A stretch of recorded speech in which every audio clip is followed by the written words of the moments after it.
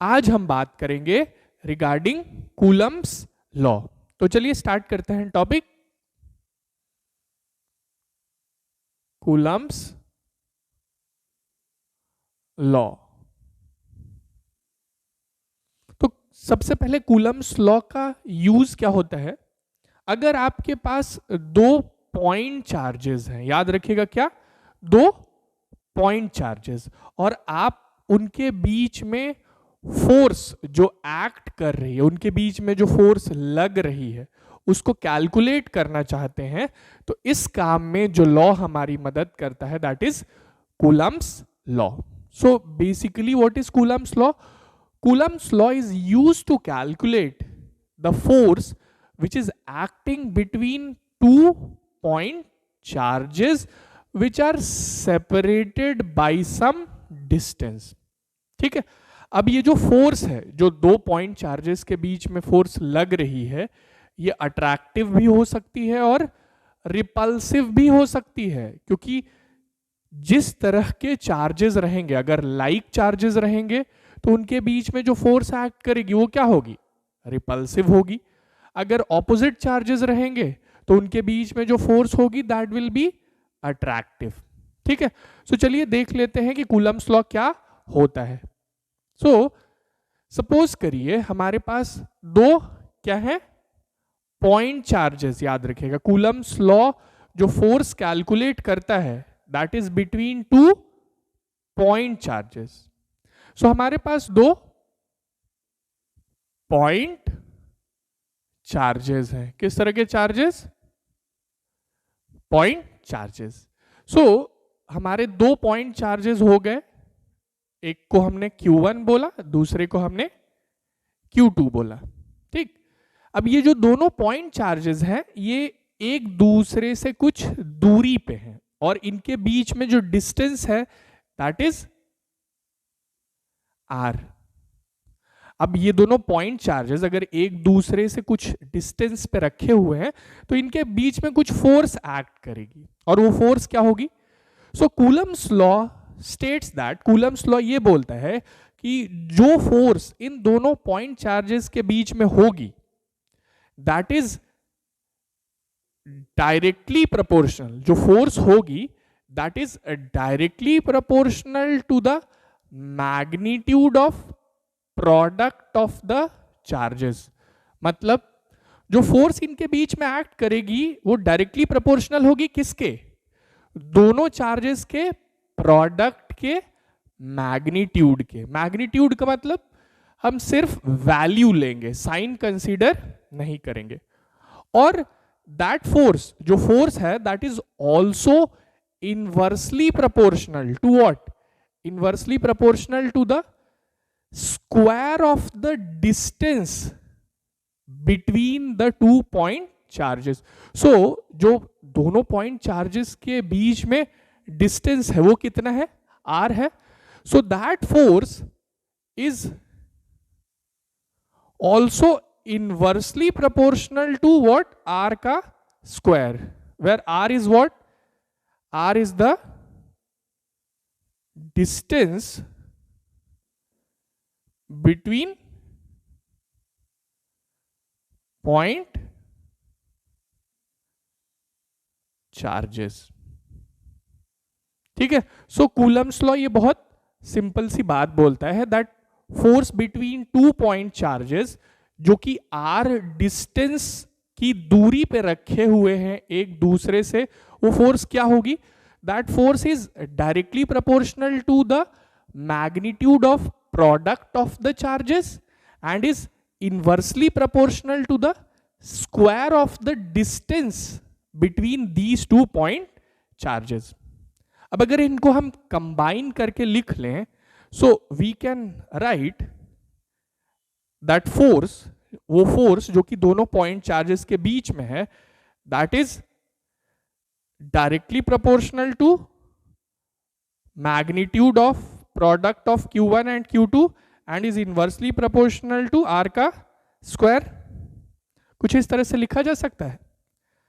अब ये एक रिलेशन है, ठीक है, रिलेशन का मतलब ये आपको दिखा रहा है कि वेरिएबल्स जो हैं, जो भी किस तरह से एक दूसरे से जुड़े हुए हैं, कनेक्टेड हैं, बट आप इसको मैथमेटिकल प्रॉब्लम सॉल्व करने के लिए यूज नहीं कर सकते। इस रिलेशन को हम एक इक्वेशन में कन्वर्ट करेंगे। और कैसे? इस रिलेशन को एक इक्वेशन में कन्वर्ट करने के लिए यहां एक कांस्टेंट ऑफ प्रोपोर्शनैलिटी से मल्टीप्लाई किया जाता है, एक कांस्टेंट से मल्टीप्लाई किया जाता है, जिसको आप क्या बोलते हैं? के। जो फोर्स है between these two point charges is equal to what? K Q1 Q2 divided by R का स्क्वायर। ये जो फॉर्मूला है,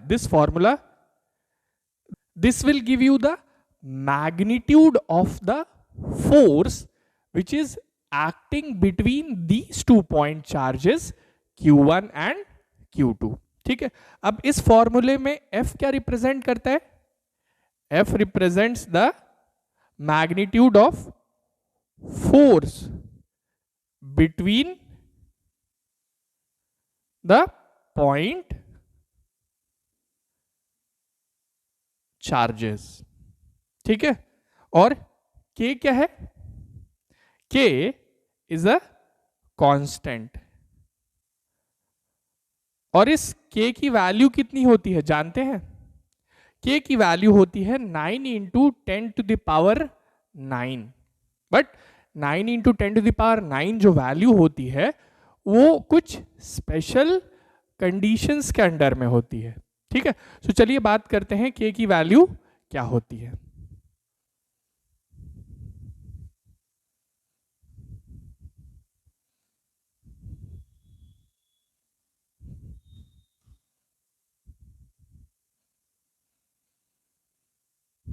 ये जो अपना फॉर्मूला है हम साइड में लिख लेते हैं।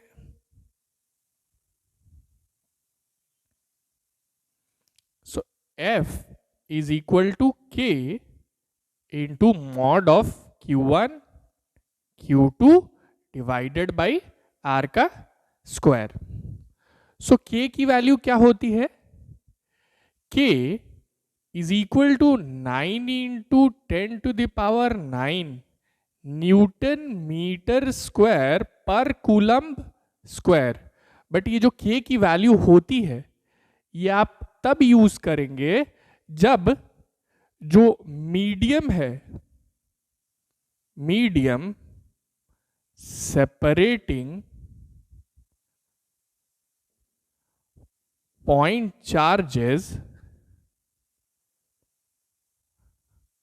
इज एयर और वैक्यूम। याद रखिएगा, ठीक है। जो K की वैल्यू है वो 9 इंटू 10 टू द पावर 9 कब होगी? जब दोनों पॉइंट चार्जेस के बीच में जो मीडियम प्रेजेंट है वो क्या होगा? एयर या वैक्यूम होगा। और दूसरी कंडीशन क्या है?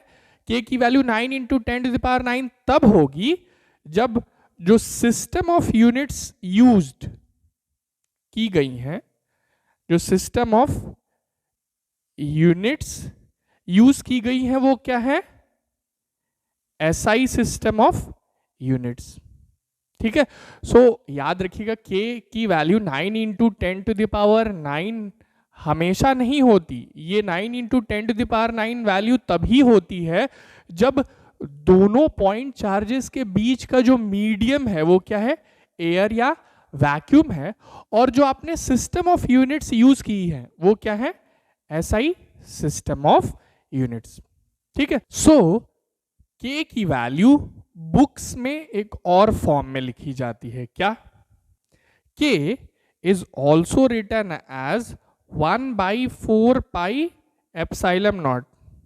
अब ये और ये सेम चीज है, ठीक है।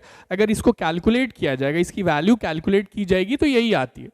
नाउ अब हम जानते हैं कि 4 कांस्टेंट है, पाई भी कांस्टेंट होता है जिसकी वैल्यू क्या होती है? 22/7। बट ये एप्सिलॉन नॉट क्या है? Epsilon not is permittivity of free space. अब वो क्या होता है, परमिटिविटी मीडियम की एक प्रॉपर्टी होती है विच अफेक्ट्स, परमिटिविटी क्या होती है, मीडियम की एक प्रॉपर्टी होती है जो कि उस फोर्स को अफेक्ट करती है जो इन पॉइंट चार्जेस के बीच में एक्ट करता है। ठीक है, बात समझ में आ गई। सो यहां जो मीडियम इन दोनों पॉइंट चार्जेस के बीच में है वो क्या है, एयर या वैक्यूम। इसीलिए हमने क्या लिया है, किसकी परमिटिविटी ली है, permittivity of free space which is permittivity of air और वैक्यूम। अब इसकी वैल्यू होती है, इसकी वैल्यू क्या होती है, परमिटिविटी की वैल्यू होती है 8.85 इंटू 10⁻⁻12। ये किसकी वैल्यू है, परमिटिविटी ऑफ फ्री स्पेस की वैल्यू है। सो 8.85 इंटू 10⁻⁻12। और इसकी यूनिट क्या होती है, इसकी जो यूनिट होती है ना, जस्ट उसका इनवर्स होता है। सो इसकी यूनिट क्या हो जाएगी, that will be coulomb square newton inverse and metre to the power -2। सो देख रहे हैं यूनिट्स जो है वो जस्ट इनवर्स है। So this is the value of permittivity of free space और वैक्यूम। और परमिटिविटी क्या होती है, मैंने आपको बताया, परमिटिविटी मीडियम की एक प्रॉपर्टी होती है जो कि किसको अफेक्ट करती है, जो कि फोर्स को अफेक्ट करती है जो इन दोनों पॉइंट चार्जेस के बीच में एक्ट करता है।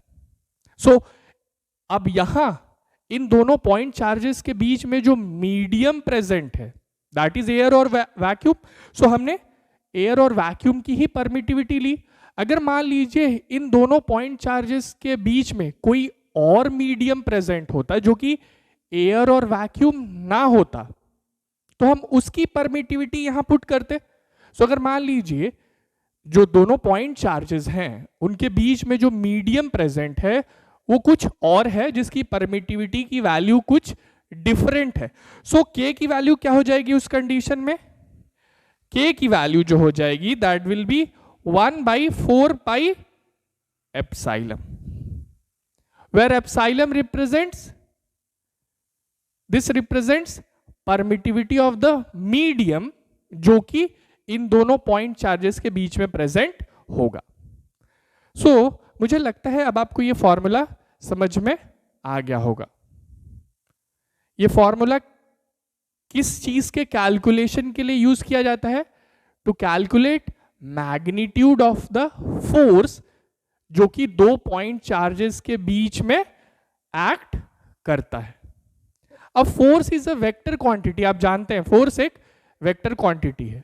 सो हमें उसका डायरेक्शन भी पता होना चाहिए। ये तो हमने मैग्नीट्यूड कैलकुलेट कर लिया, उसकी वैल्यू कैलकुलेट कर ली, but what is the direction of the force, जो फोर्स है उसका डायरेक्शन किस तरीके का होता है जो कि इन दोनों पॉइंट चार्जेस के बीच में एक्ट करता है। So to calculate the direction या to know the direction of the force acting between two point charges, हमें ये जो कूलम्स लॉ है इसको वेक्टर फॉर्म में लिखना होता है। ठीक है, so let's talk about the vector form of Coulomb's law जो कि हमें मैग्नीट्यूड भी कैलकुलेट करके देगा और ये भी बताएगा कि जो फोर्स एक्ट कर रहा है दोनों पॉइंट चार्जेस के बीच में उसका डायरेक्शन क्या है। ठीक है, so let's talk about the vector form of Coulomb's law.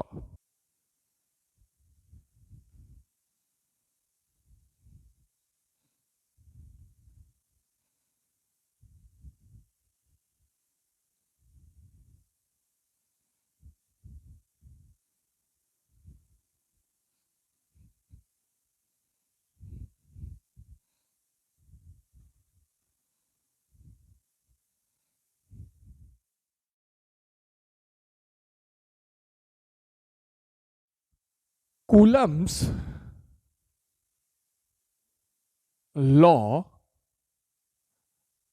In vector form.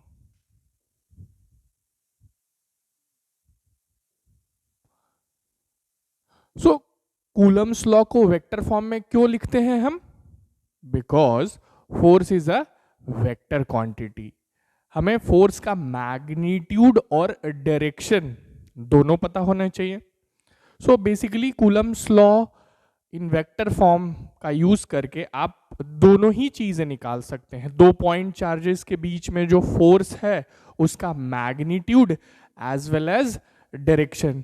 Direction का मतलब आपको ये पता चल जाएगा कि जो फोर्स है दैट इज अट्रैक्टिव या रिपल्सिव है नेचर में। सो अट्रैक्टिव और रिपल्सिव जो है वो इस चीज पे डिपेंड करेगा कि जो दोनों पॉइंट चार्जेस जिनके बीच में आप फोर्स कैलकुलेट कर रहे हैं वो एक तरह के हैं या डिफरेंट चार्जेस हैं। ठीक है, तो चलिए स्टार्ट करते हैं vector form of Coulomb's law. So Coulomb's law को वेक्टर फॉर्म में लिखने के लिए सबसे पहले हमें कोऑर्डिनेट एक्सिस की रिक्वायरमेंट होगी। कोऑर्डिनेट एक्सिस वही अपनी एक्स वाई जेड। सो सबसे पहले हम कोऑर्डिनेट एक्सिस ले लेते हैं।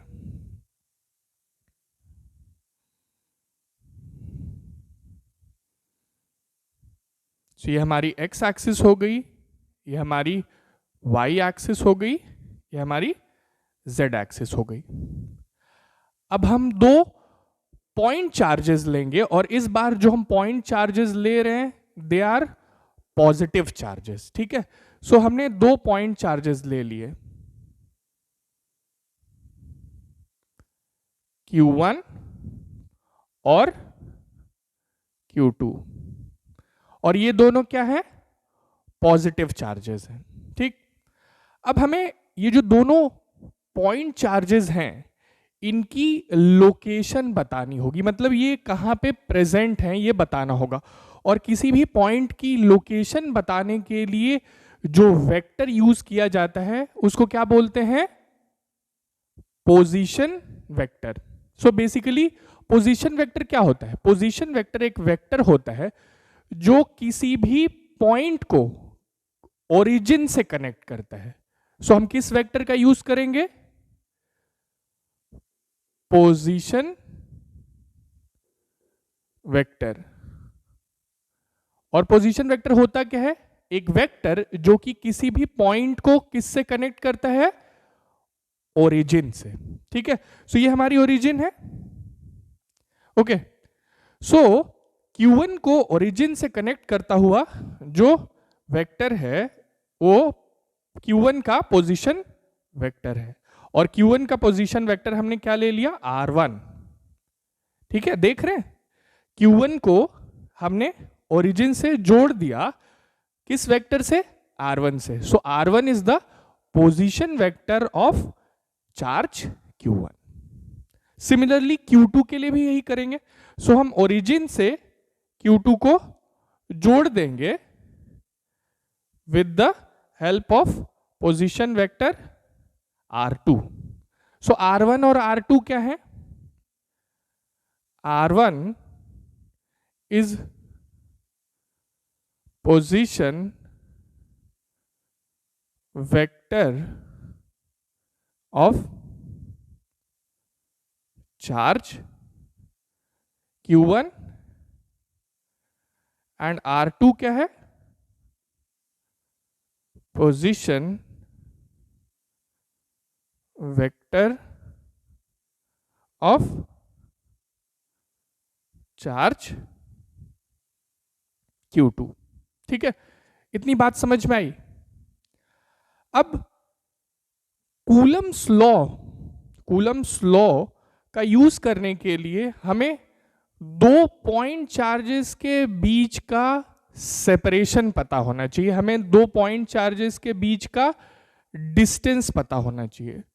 सो दो पॉइंट चार्जेस के बीच का डिस्टेंस हम पता कर सकते हैं अगर हमें उन दोनों पॉइंट चार्जेस के पोजीशन वेक्टर्स पता है। तो हमें इन दोनों पॉइंट चार्जेस के पोजीशन वेक्टर पता है। अब हम इन दोनों पॉइंट चार्जेस के बीच का डिस्टेंस कैसे पता करेंगे, उसके लिए हमें वेक्टर फाइंड करना होगा विच is connecting Q1 to Q2 और Q2 टू Q1। और वो पता कैसे करेंगे, सपोज करिए हमारे पास दो पॉइंट्स हैं A एंड बी, और हमें पॉइंट ए और पॉइंट बी के पोजीशन वेक्टर्स पता हैं। और हमें क्या फाइंड करना है, हमें एक ऐसा वेक्टर फाइंड करना है which is connecting A to B, मतलब हमें ए बी वेक्टर चाहिए। A vector which is connecting A to B is A B vector, वो ए से स्टार्ट होता है और बी पे टर्मिनेट होता है। So in order to find A B vector, अगर हमें ए और बी पॉइंट्स के पोजीशन वेक्टर पता है तो हम करेंगे क्या, हम पोजीशन वेक्टर जो फाइनल पॉइंट का है विच इज पॉइंट बी, उसमें से पोजीशन वेक्टर जो इनिशियल पॉइंट का है विच इज पॉइंट ए, उसको क्या कर देंगे, सबट्रैक्ट कर देंगे कुछ इस तरीके से। So A B vector find करने के लिए हमने किया क्या, position vector of final point which is point B में से हमने position vector of initial point which is point A को सबट्रैक्ट कर दिया। सो इस तरीके से आप किसी दो पॉइंट्स को कनेक्ट करता हुआ एक वेक्टर ऑब्टेन कर सकते हैं। तो हमें कौन सा वेक्टर फाइंड करना है, we have to find vector R1 to 2। Vector R1 to 2 क्या है, vector joining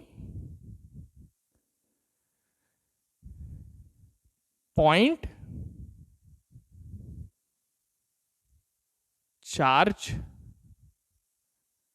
Q1 to Q2, या और क्या हम पता कर सकते हैं, R2 to 1 भी हम फाइंड कर सकते हैं। सो R2 to 1 क्या होगा, vector joining point charge Q2 to Q1। अब ये फाइंड कैसे करेंगे, ये फाइंड हम इसी मेथड से करें। सो R1 to 2 वेक्टर जो है that is starting from Q1 and ending eight Q2। तो इसका डायरेक्शन कुछ ऐसा होगा। सो R1 to 2 will be position vector of final point which is second charge minus position vector of initial point which is first charge। ठीक है। Similarly R2 to 1 vector एक ऐसा vector जो कि 2 से स्टार्ट होता है और कहां तक जाता है, 1 तक। सो इसका डायरेक्शन कैसा होगा, कुछ ऐसा होगा। सो यहां 1 फाइनल पॉइंट है और 2 इनिशियल पॉइंट है। So that will B position vector of point charge Q1 minus position vector of point charge Q2। सो इस तरह से हम R1 to 2 और R2 to 1 कैलकुलेट कर सकते हैं। अब हम यहां लिख लेते हैं इसका direction. So that is R1 to 2 का direction and that is R2 to 1 का डायरेक्शन। क्लियर है। लेकिन हमें ये वेक्टर्स नहीं चाहिए, हमें इन वेक्टर्स का मैग्नीट्यूड चाहिए। क्यों?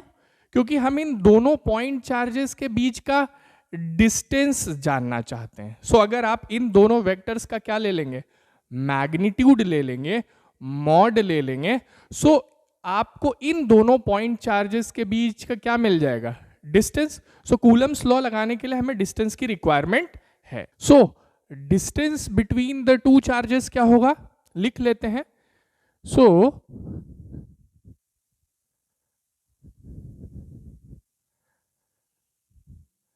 डिस्टेंस बिटवीन द चार्जेस, और दोनों चार्ज के बीच का जो डिस्टेंस है वो कैसे निकाल सकते हैं आप, इन दोनों वेक्टर्स में से किसी भी वेक्टर का मॉड लेकर के, ठीक है। So distance between the charges is equal to either magnitude of R1 to 2 vector और magnitude of R2 to 1 vector. भाई डिस्टेंस है ना, चाहे आप 1 से 2 का डिस्टेंस बोले या 2 से 1 का डिस्टेंस बोले, वो सेम होगा। सो आप इन दोनों वेक्टर्स में से किसी भी वेक्टर का मॉड ले लेंगे, मैग्नीट्यूड ले लेंगे, so that will give you the distance between the charges. अब हम फोर्स का एक्सप्रेशन लिखने के लिए तैयार हैं, लेकिन उससे पहले हमें एक और चीज डिस्कस करनी होगी। क्या? नोटेशन। सो किस चीज का नोटेशन? ये जो फोर्स लगेगी ये कौन किस पे लगाएगा? जो फोर्स लगेगी या तो Q1 Q2 पे लगाएगा या तो Q2 Q1 पे लगाएगा। सो हम पहले एक और नोटेशन लिख लेते हैं फोर्स का, फिर हम फाइनल फोर्स का एक्सप्रेशन लिखेंगे according to vector form of Coulomb's law, ठीक है। सो देखिए,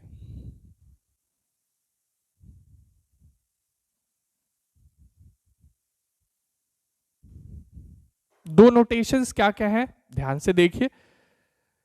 सो F1 to 2 represents what? Force on charge Q1 due to charge Q2, ठीक है। And F2 to 1 represents what? Force on charge Q2 due to charge Q1, ठीक है। अब ये notations इसलिए जरूरी हैं क्योंकि जो फोर्स Q1 Q2 पे लगाएगा या Q2 Q1 पे लगाएगा वो मैग्नीट्यूड वाइज तो सेम होंगे, बट उनका डायरेक्शन क्या होगा? डिफरेंट होगा। इसीलिए हमें इस नोटेशन की जरूरत पड़ती है। सो चलिए अब हम फोर्स का एक्सप्रेशन लिख लेते हैं इन वेक्टर फॉर्म। सो इसको मैं रब कर देता हूं, यही हम लिख लेंगे।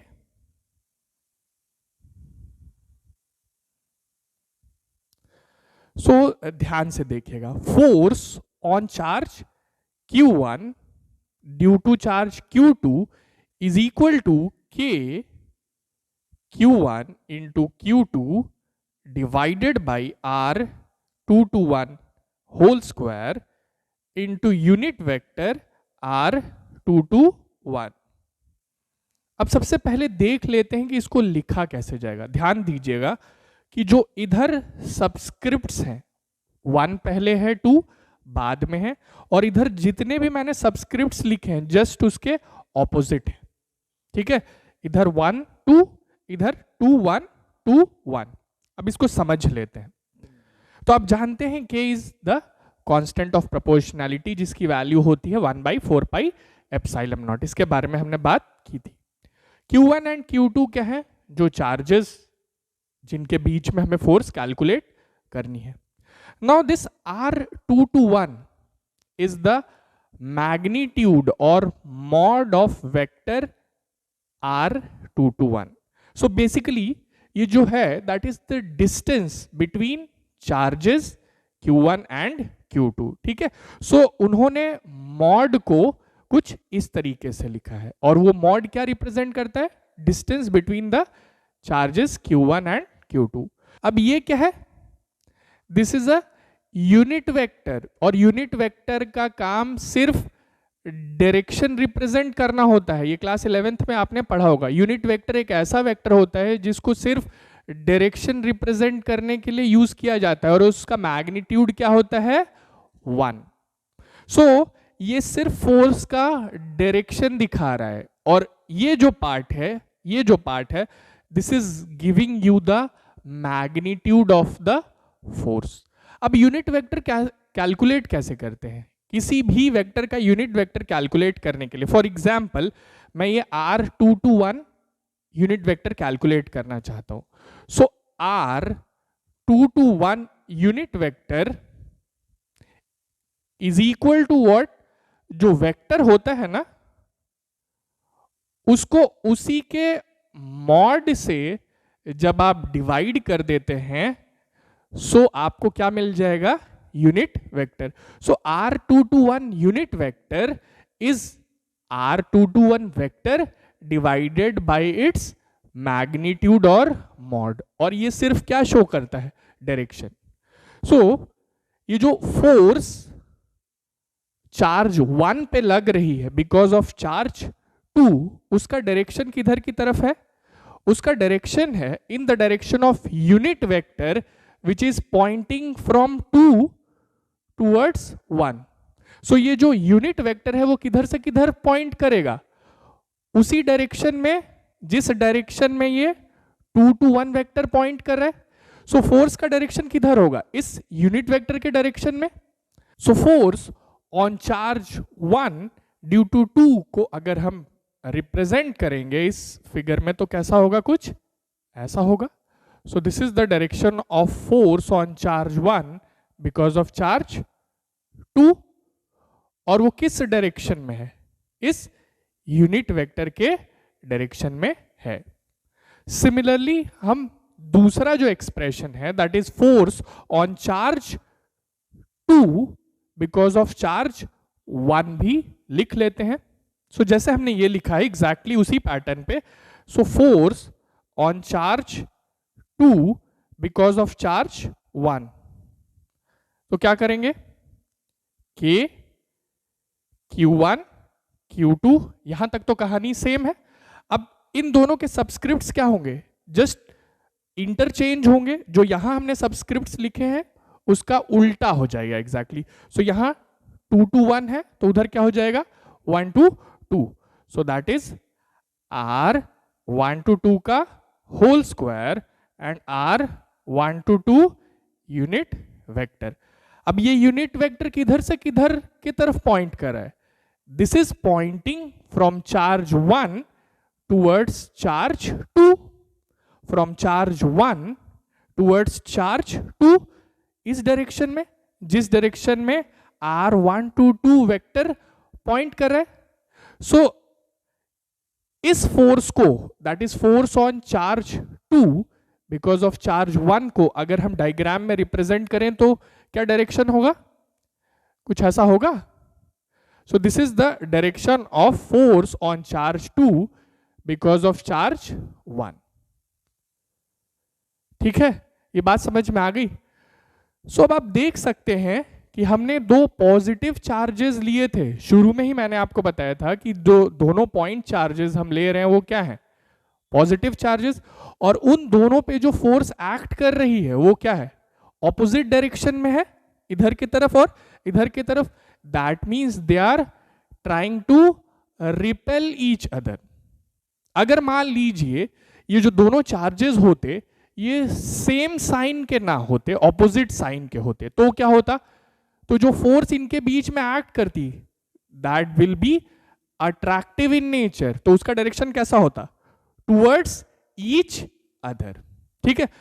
सो आप इन दोनों फॉर्मूले में जो चार्जेस हैं, दोनों चार्जेस हैं, उनको उनके साइन के साथ सब्स्टिट्यूट कर सकते हैं। अगर दोनों चार्जेस का नेचर सेम है, चाहे दोनों पॉजिटिव हो चाहे दोनों नेगेटिव हो, तो जो फोर्स का डायरेक्शन होगा वो गिवन यूनिट वेक्टर के डायरेक्शन में होगा। और अगर चार्जेस का नेचर डिफरेंट है तो जो फोर्स का डायरेक्शन होगा वो गिवन यूनिट वेक्टर के डायरेक्शन से ऑपोजिट होगा। ठीक है। सो अगर सिमिलर चार्जेस रहेंगे तो वो दोनों एक दूसरे को रिपेल करेंगे, अगर ऑपोजिट चार्जेस रहेंगे तो वो दोनों एक दूसरे को अट्रैक्ट करेंगे। सो मुझे लगता है अब आपको जो कूलम्स लॉ का वेक्टर फॉर्म है वो अच्छे से समझ में आ गया होगा। Now we will talk about the next topic, जिसमें हम क्या देखेंगे। ये तो बात हो गई कि अगर दो चार्जेस प्रेजेंट हैं तो उनके बीच में फोर्स कैसे कैलकुलेट किया जाता है। लेकिन अगर मान लीजिए किसी रीजन में मल्टीपल चार्जेस प्रेजेंट है, दो से ज्यादा चार्जेस प्रेजेंट है, तो उनके बीच में जो फोर्स है वो कैसे कैलकुलेट की जाएगी। So now let's talk about force between multiple point charges. ठीक है, सो उसके बारे में हम बात कर लेते।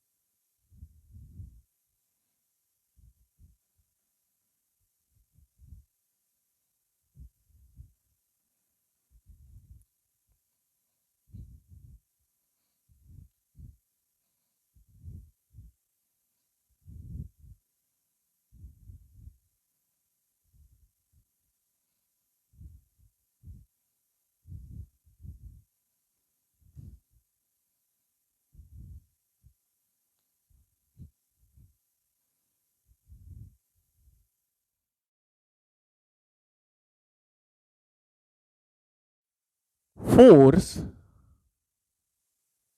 बिटवीन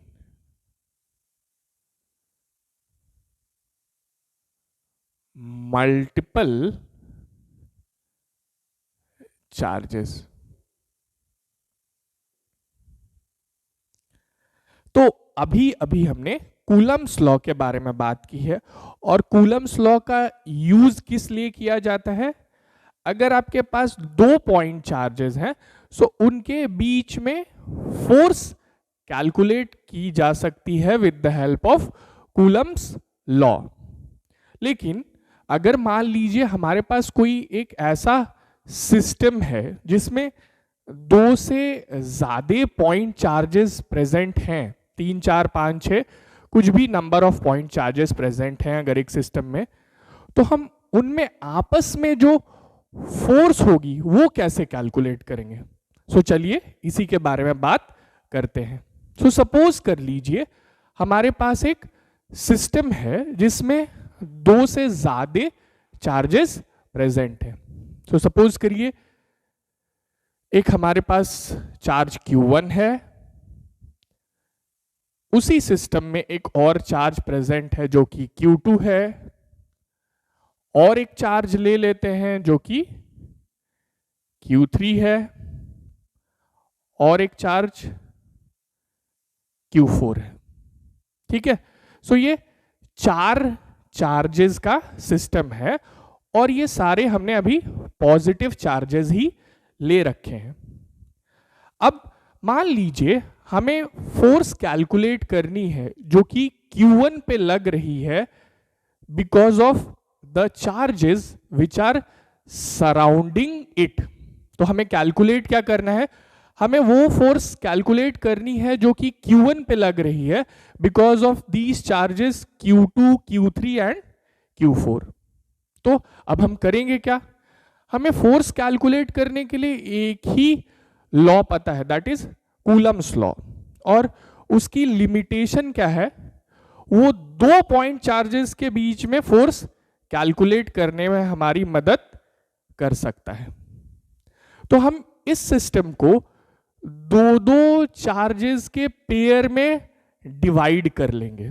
ठीक है, दो दो चार्जेस के पेयर में डिवाइड कर लेंगे, और चूंकि हमें जो फोर्स कैलकुलेट करनी है वो Q1 पे कैलकुलेट करनी है, तो हम हमेशा ये एंश्योर करेंगे कि जो चार्जेस का पेयर हम बनाएंगे उसमें ये Q1 जरूर प्रेजेंट होगा।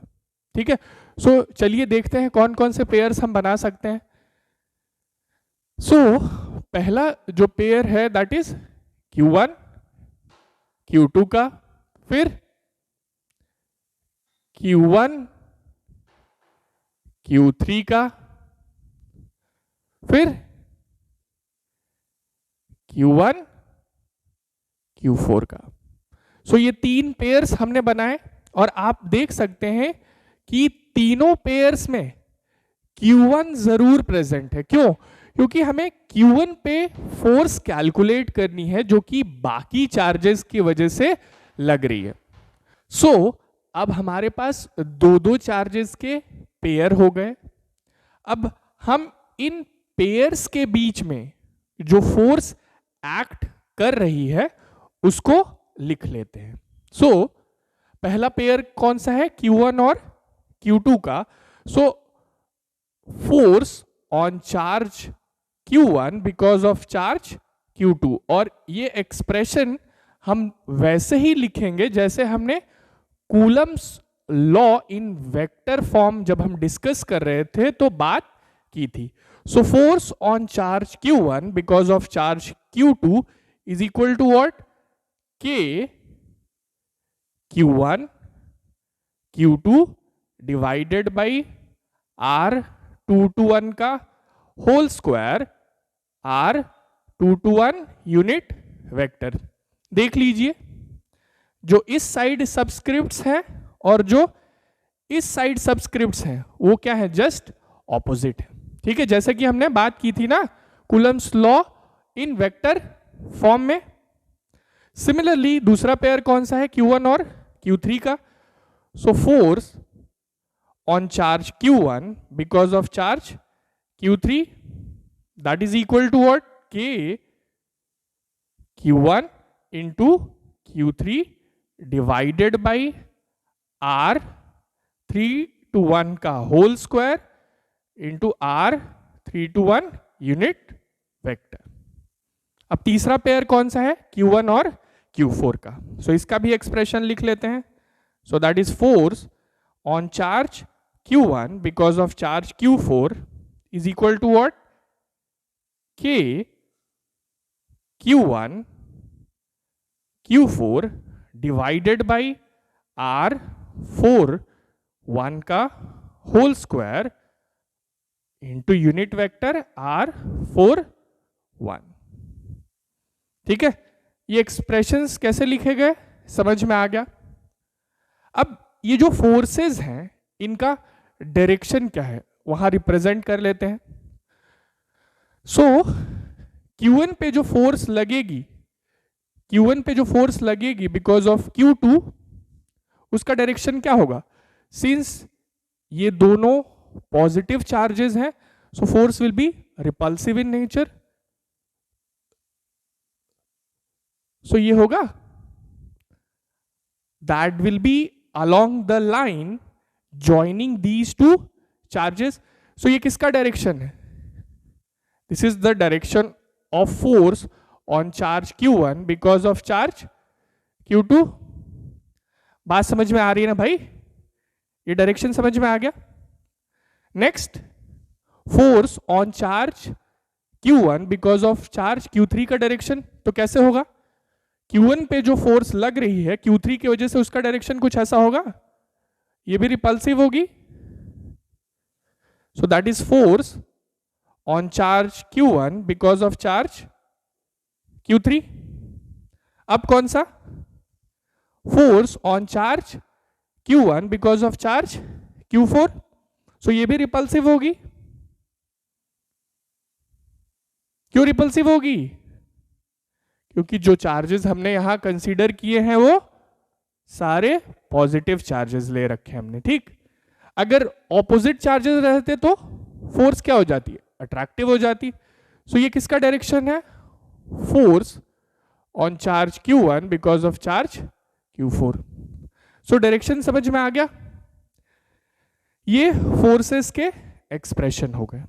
अब हमें क्या कैलकुलेट करना है, हमें कैलकुलेट करना है total force which is acting on this charge Q1। और वो कैसे मिलेगा, हम ये जो फोर्सेस हमने लिखी हैं इन सबको क्या कर देंगे, सिंपली ऐड कर देंगे तो हमें टोटल फोर्स चार्ज Q1 पे पता चल जाएगी। But force is a vector quantity, आप उसको वेक्टर एडिशन के लॉज के हिसाब से ऐड कर सकते हैं। ठीक है, so these forces will be added following the laws of vector addition. So total force charge Q1 पे कैसे निकाली जाएगी, हम इन फोर्सेस का क्या ले लेंगे, वेक्टर सम। सो चलिए नोट डाउन कर लेते हैं इस चीज को। सो total force on charge Q1, उसको कैसे हम रिप्रेजेंट करेंगे, F1 से। सो कैसे फाइंड हम करेंगे, इन फोर्सेस का क्या ले लेंगे हम, वेक्टर सम।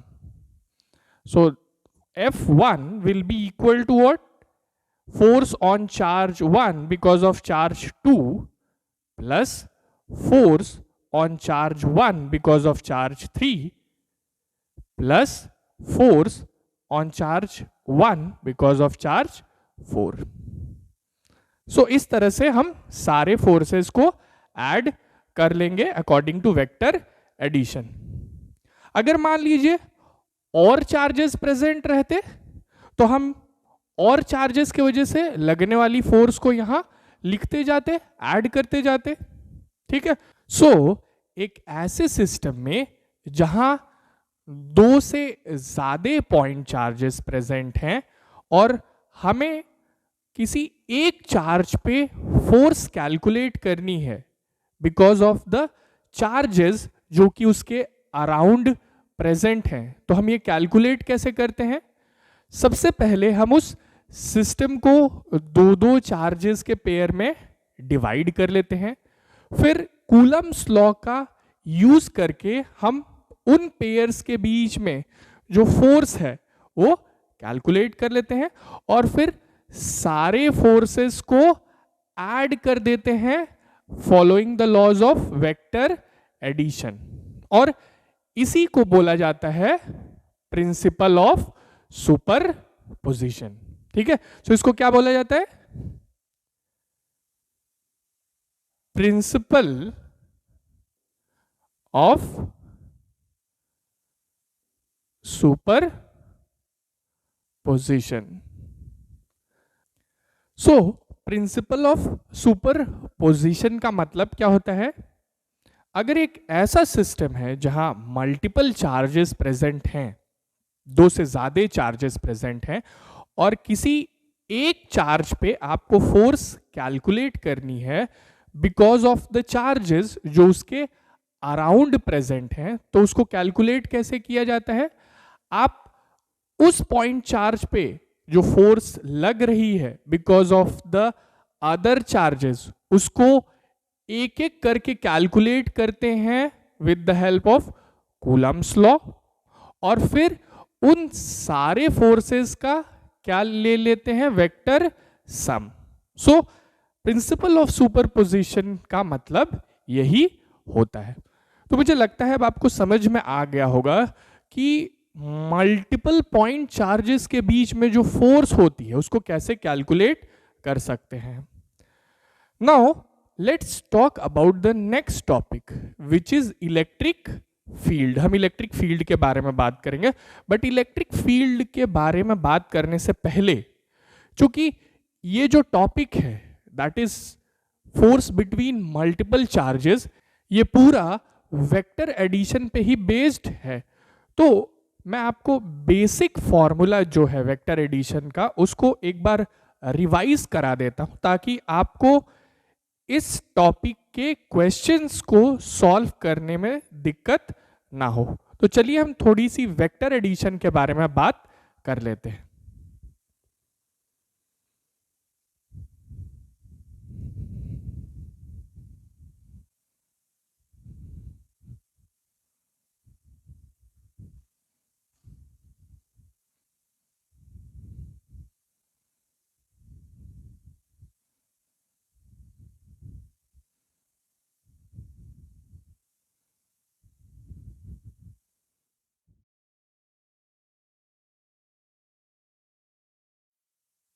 Vector addition. सो हमें दो वेक्टर्स को ऐड करना है। सपोज करिए हमारे पास दो वेक्टर्स हैं, वेक्टर ए और जो दूसरा वेक्टर है दैट इज वेक्टर बी। ठीक है, ये हमारे दो वेक्टर्स हैं, इनके बीच में जो एंगल है दैट इज थीटा। अब हमें इन दोनों वेक्टर्स को क्या करना है, ऐड करना है। So we want to add A and B. तो जब आप ए और बी को ऐड करेंगे तो आपको कुछ रिजल्टेंट वेक्टर मिलेगा, और वो रिजल्टेंट वेक्टर कहां लाई करेगा, वो रिजल्टेंट वेक्टर इन दोनों वेक्टर्स के बीच में कहीं लाई करेगा ऐसा। सो ये क्या है, ये रिजल्टेंट वेक्टर है। किसका रिजल्टेंट, जब आपने ए और बी को ऐड किया तब ये रिजल्टेंट हमें मिला। So R is the resultant of A plus B. So अब ये जो आर है, चूंकि दो वेक्टर्स को ऐड करने पे ये आर वेक्टर मिल रहा है, तो ये भी एक वेक्टर होगा। सो इसका मैग्नीट्यूड भी होगा और डायरेक्शन भी होगा। सो सबसे पहले रिजल्टेंट वेक्टर का मैग्नीट्यूड कैसे निकालते हैं। So the magnitude of the resultant vector R is equal to under root A square plus B square plus 2ab cos of theta. अब यहां a और b क्या रिप्रेजेंट करते हैं, यहां a is equal to magnitude of vector a and b represents magnitude of vector b. So a और b जो है वो a और b वेक्टर्स के मैग्नीट्यूड्स को रिप्रेजेंट करते हैं। अब यहां थीटा क्या है, theta is the angle between these two vectors a and b। अब ये तो रिजल्टेंट वेक्टर का मैग्नीट्यूड हो गया, लेकिन जो ये रिजल्टेंट है ये एक वेक्टर क्वांटिटी है, तो इसका डायरेक्शन भी बताना पड़ेगा। सो इसका डायरेक्शन कैसे बताया जाएगा, इस रिजल्टेंट वेक्टर के डायरेक्शन को बताने के लिए हम इस रिजल्टेंट वेक्टर का एंगल बताएंगे या तो ए वेक्टर से या तो बी वेक्टर से। सो सपोज करिए हम यहां दो एंगल्स लिख लेते हैं, this is angle alpha and this is angle beta.